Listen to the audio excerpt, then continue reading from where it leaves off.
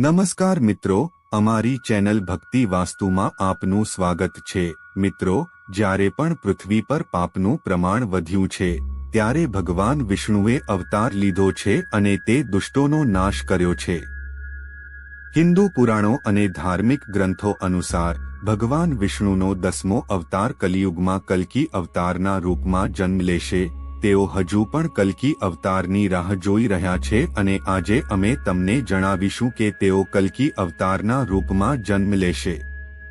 7 ચિરંજીવી કલ્કી અવતારમાં ક્યારે અને ક્યાં મળીશે?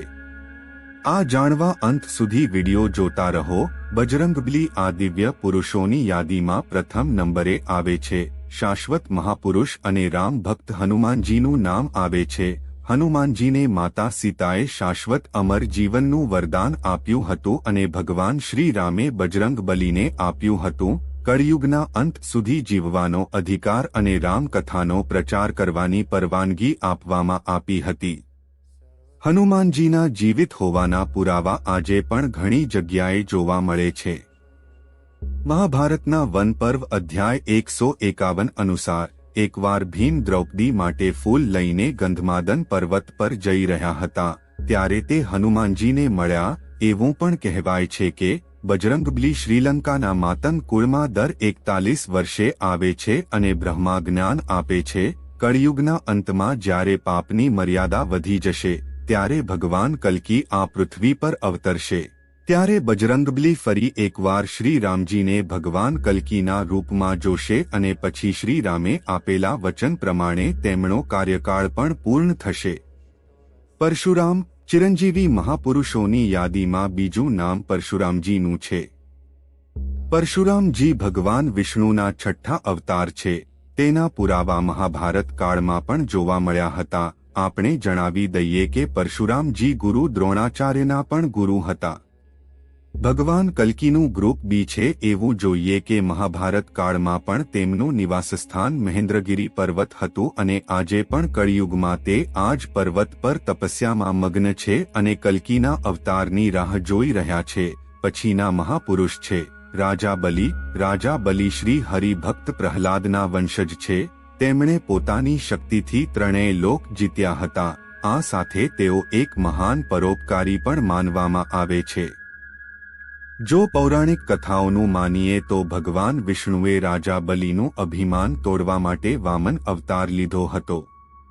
એક વખત ભગવાને રાજા બલિના યજ્ઞમાં ભાગ લીધો હતો ત્યારે બધા બ્રાહ્મણો રાજા બલિ પાસેથી પોતાના માટે દાન માંગી રહ્યા હતા।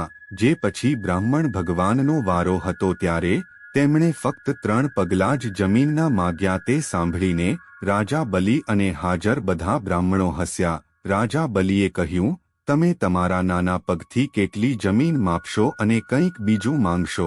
પરંતુ વામન દેવતા તેમની માંગ પર અડગ રહ્યા। પછી રાજા બલિએ કહ્યું, જ્યાં પણ જોવે ત્યાં લઈ જાઓ। પછી બ્રાહ્મણ દેવે તેનું વિશાળ સ્વરૂપ ધારણ કર્યું અને એક પગલામાં દેવતાઓ અને બીજા પગલામાં પૃથ્વી અને પાતાળ માપ્યા। પછી તેમણે કહ્યું, હે રાજા, હું ત્રીજું પગલું ક્યાં મૂકું? રાજા બલિએ પોતાનું માથું આગળ કર્યું અને તે વામન દેવતાએ રાજા બલિના મસ્તક પર પગ મૂક્યો અને તેને પાતાળ લોકમાં મોકલ્યો અને તેમને સુતલ લોકમાં ફસાવ્યા જ્યાં આજે પણ તે કલ્કી અવતારની મુક્તિ માટે રાહ જોઈ રહ્યો છે।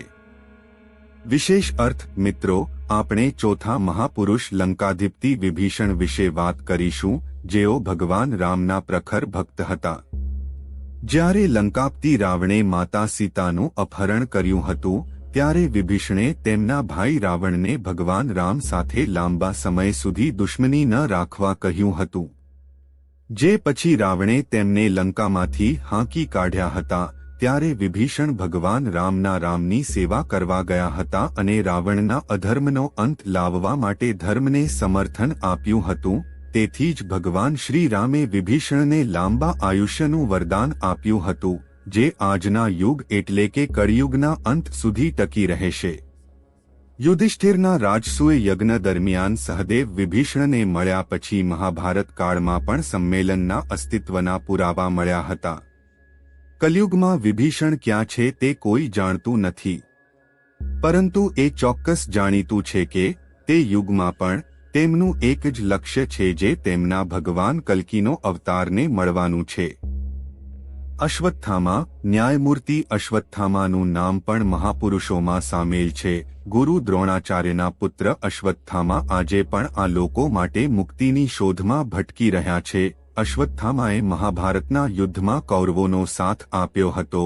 ધાર્મિક ગ્રંથો અનુસાર ભગવાન શ્રી કૃષ્ણ દ્વારા અશ્વત્થામાને કળિયુગ સુધી ભટકવાનો શ્રાપ મળ્યો હતો.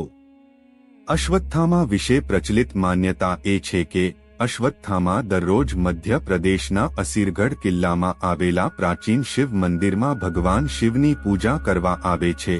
અશ્વત્થામા પણ કલ્કી અવતારની રાહ જોઈ રહ્યા છે. એવું કહેવાય છે કે અશ્વત્થામા ભગવાન શિવનો અવતાર છે. આ એકમાત્ર એવો અવતાર છે જેની પૂજા કરવામાં આવતી નથી, પરંતુ કલ્કી અવતારમાં અશ્વત્થામા મહત્વપૂર્ણ ભૂમિકા ભજવશે જે આવનારી પેઢીઓ માટે વખાણવામાં આવશે.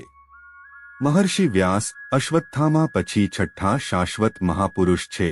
તેમને મહર્ષિ વેદવ્યાસ તરીકે પણ ઓળખવામાં આવે છે, કારણ કે તેમણે 4 વેદ, મહાભારત, 18 પુરાણ અને ભગવદ્ ગીતા લખી હતી.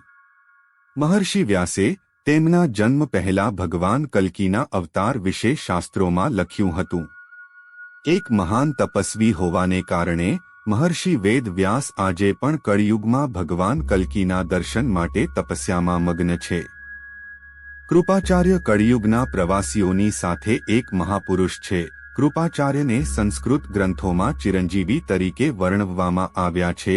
કૃપાચાર્ય અશ્વત્થામાના મામા છે અને પાંડવો અને કૌરવોના આચાર્ય છે. ભાગવત અનુસાર કૃપાચાર્યની ગણતરી સપ્તર્ષિઓમાં થાય છે. કહેવાય છે કે તેઓ એટલા મહાન તપસ્વી હતા કે તેમની તપસ્યાના આધારે તેમને લાંબુ આયુષ્ય પ્રાપ્ત થયું હતું, જ્યારે કેટલાક લોકો માને છે કે તેમની નિષ્પક્ષતાના આધારે તેમને લાંબુ આયુષ્ય પ્રાપ્ત થયું હતું. કલિયુગમાં કૃપાચાર્ય કલ્કી અવતારને અધર્મનો નાશ કરવામાં મદદ કરશે. તો તમે જોયું કે કળિયુગમાં ભગવાન વિષ્ણુના અવતાર કલ્કીને ક્યારે અને ક્યાં મળશે. અમે આશા રાખીએ છીએ કે જો તમને આ વિડિયો પસંદ આવ્યો હોય તો અમારા વિડિયો દ્વારા તમને ઘણા પ્રશ્નોના જવાબ મળી ગયા હશે. હા તો લાઈક શેર કરો, અને જો તમે મારી ચેનલને સબસ્ક્રાઇબ ન કરી હોય તો કૃપા કરીને કરી લો. આભાર. જય શ્રી કૃષ્ણ.